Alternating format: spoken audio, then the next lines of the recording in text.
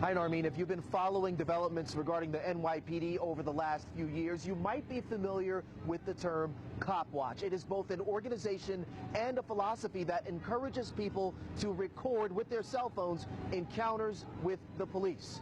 While an NYPD officer had to turn in his badge for trying to stop one of those Copwatch encounters, the cell phone did not do the job, but the electronic eyes behind me kept rolling.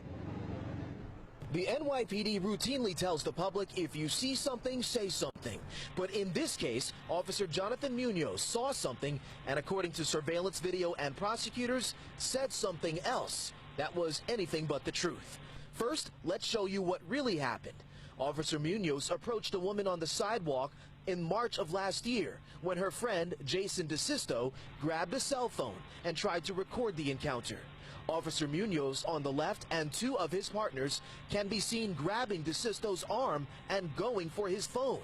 The officers eventually detained and cuffed the 21-year-old, put him in the back of a patrol car, and tossed the cell phone onto the street before pulling off.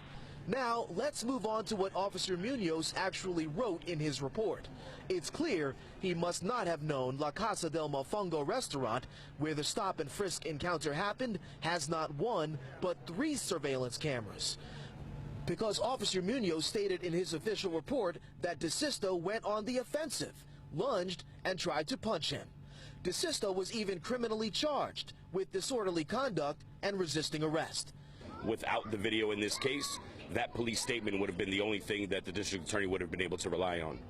Daniel Sanchez of the Justice Committee says Officer Munoz's false account is not uncommon. We hear from the community all the time, and we see these false arrests happening. And 9 times out of 10, it's the officer's word against the community member. For us, cop watching is what helps keep community members safe.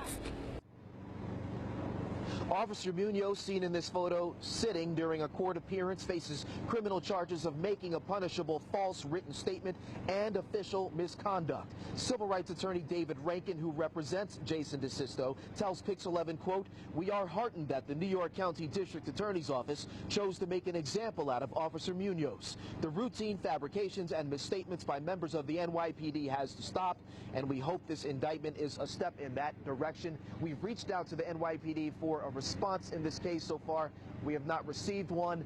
Officer Munoz is suspended without pay. An internal affairs investigation continues, presumably involving the actions of those other officers seen in the video.